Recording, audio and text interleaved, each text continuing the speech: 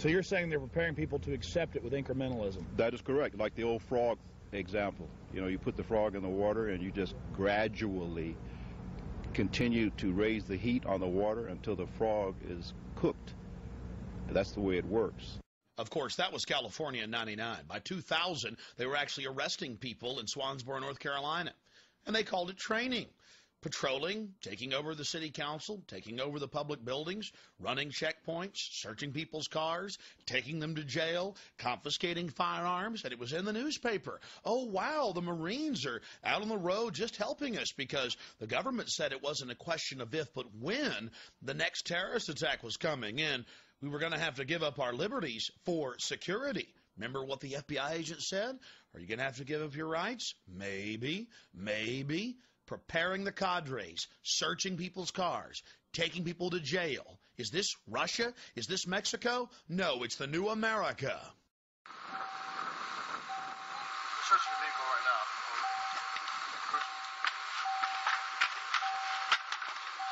This is DPD. We copy your last. Stop the vehicle. Have two male detained.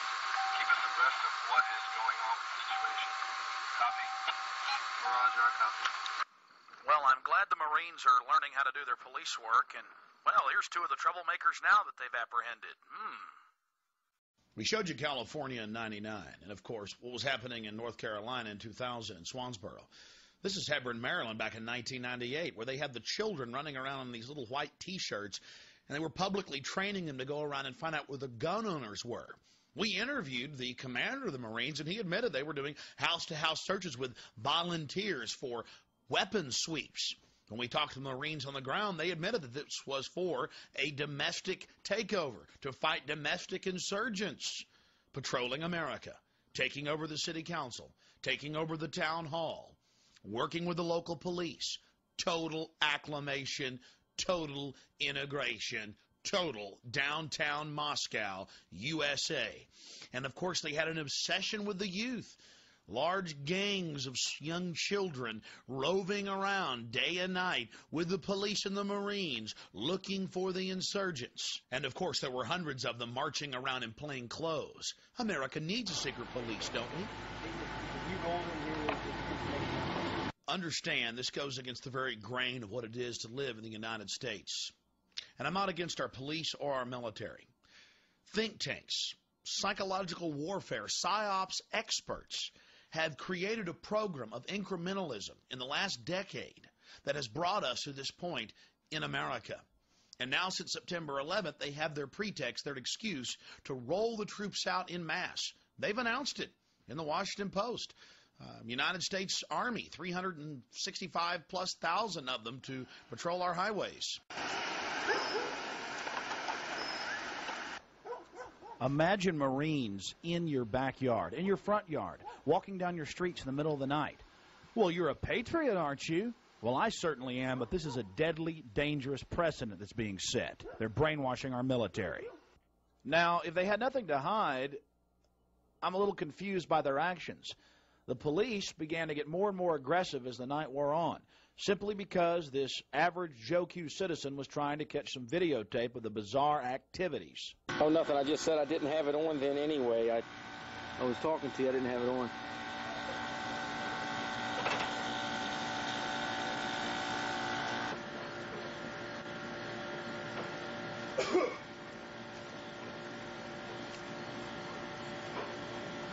How you doing? Good evening. What's that? It's a good evening. How you doing, that, sir? Very good. Yourself? How you doing? Not bad. Were you the same guy that was here earlier? Here's an article from February 2002 as we make this documentary. Marines are occupying multiple cities in the continental United States. And yes, they're engaging in strategic deception against the population. Jenny Hulbert, the Marine Corps Warfighting Laboratory spokesperson, told the public that, oh, this is the first time we've done something like this. It's very unusual. We've never been in an American city. We've never done urban warfare training in an American city before. Oh, no, just a couple hundred times. With the local police, again, searching houses, searching cars, doing a mock takeover. The Army War College called for foreign troops to occupy the United States back in 1999, and now George Bush has actually done it. That's an article from the CBC.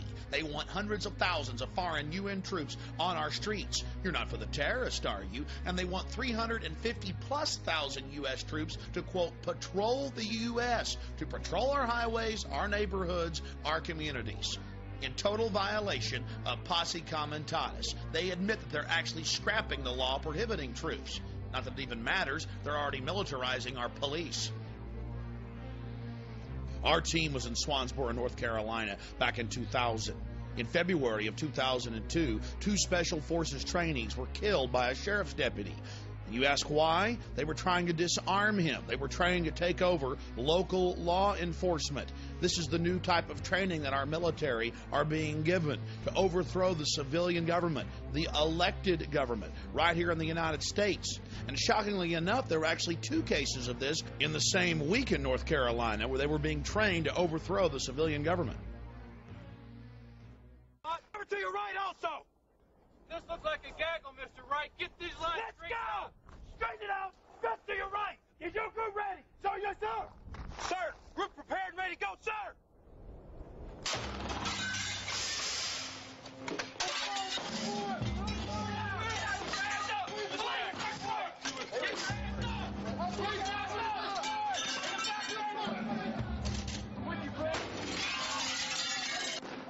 Every day in America, militarized SWAT teams kill innocent people, and they're rarely held accountable. More often, they kill their own officers, and still they're not held accountable.